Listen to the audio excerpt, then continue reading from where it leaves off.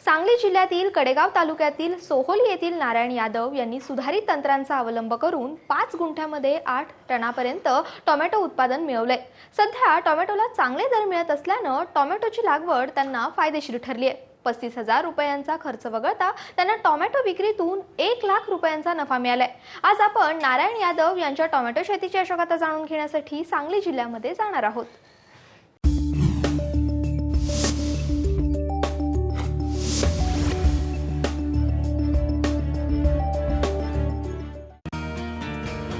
सांगली जिल्ह्यातील कडेगाव तालुक्यात शेतकरी प्रामुख्याने भाजीपाल्याची लागवड करतात। कडेगाव तालुक्यातीलच सोहोली गावातील जालिंदर यादव यांच्याकडे 5 एकर शेती आहे। 5 एकर शेतीपैकी 3 एकर क्षेत्र बागायती आहे, तर उर्वरित 2 एकर क्षेत्र जिरायती आहे। ते आपल्या शेतात भाजीपाला, ऊस, गहू यासारखी पिकं घेतात। जालिंदर यादव यांना शेतीच्या कामात त्यांची मुलं मदत करतात। एकूण शेती 5 एकर आहे, त्यातील 3 एकर शेती बाग आहेत व 2 एकर जिरायती शेती आहे। ऊस, गहू, हरभरा इत्यादी पिके आम्ही आतापर्यंत घेत होतो। आता आम्ही टोमॅटोची लागवड 5 गुंठे क्षेत्रात केलेली आहे। त्यात 3,000 रुपये नर्सरीत आणून गादी पद्धतीने लावलेले आहेत। यादव यांनी यावर्षी 1 एप्रिलमध्ये टोमॅटोची 5 गुंठ्यात लागवड केली आहे। टोमॅटोची लागवड करताना त्यांनी यावेळी सुधारित तंत्राचा अवलंब केलाय।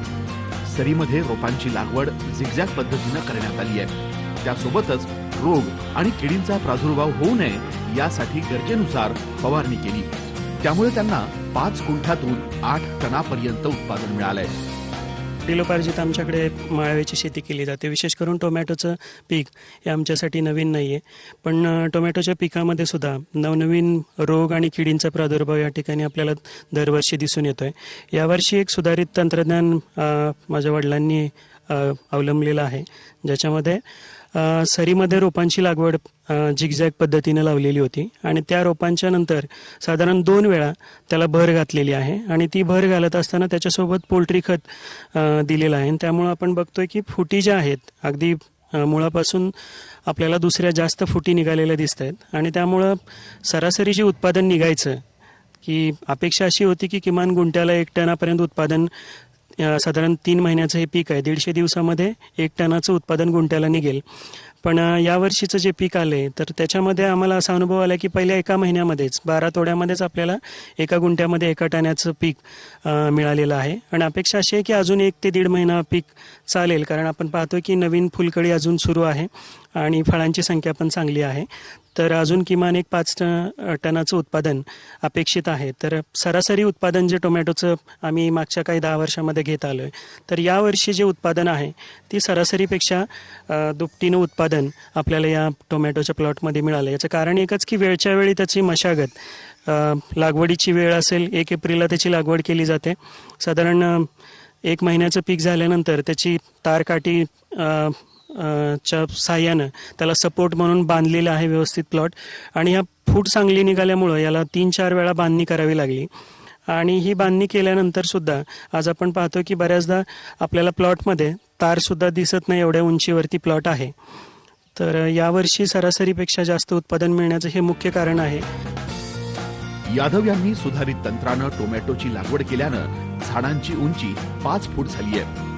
सुधारित तंत्रानं रोग आणि किडींचा प्रादुर्भाव कमी होऊन उत्पादनात वाढ झाली आहे। 1 दिवसाआड टोमॅटोची तोडणी करण्यात येते। एका तोड्याला 500 किलो माल निघतोय। आतापर्यंत 5 टन टोमॅटोची विक्री करण्यात आली आहे। आणखी 2 टनांपर्यंत उत्पादन मिळणार आहे। टोमॅटोला सुरुवातीला कराडच्या बाजारात 10 ते 12 रुपयांचा दर मिळालाय। सध्या बाजारात टोमॅटोची आवक कमी असल्यानं चांगले दर मिळत आहेत। टोमॅटो विक्रीतून खर्च वगळता यादव यांना 1 लाख रुपयांचा नफा 4 महिन्यात मिळालाय। आम्हाला आतापर्यंत 12 तोडे झालेले आहेत। 12 तोड्यात 1 दिवस आडकडून 20 कॅरेट माल निघत आहे।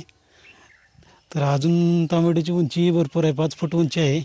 आपल्याला अजून जवळजवळ 15-16 तोडे चांगले निघतील। मार्केटला पाठवत असून सुरुवातीला 10-11 रुपये किलोनं जात होता, तर आता 30-35 रुपयाच्या वर दर गेलेला आहे। आता त्या म्हणजे नवीन पद्धतीनं उत्पन्न माझं वाढलंय। नवीन पद्धतीनं माझा गायडन्स असतो आणि माझा मुलगा, थोरला मुलगा नारायण जालिंदर यादव हा सगळं मॅनेजमेंट करतो. पहिलं मला एवढं उत्पन्न मिळत नव्हतं आणि आत्ता उत्पन्न मला म्हणजे गुंठ्याला टन 1.25 टन मिळते.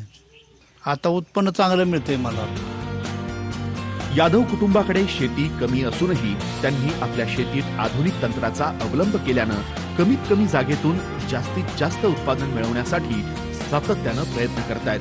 त्यासोबतच बाजाराची गरज लक्षात घेऊन पिकांचं नियोजन केल्यानं उत्पादनातही वाढ होतीये. विजय पाटील, साम टीव्ही, सांगली.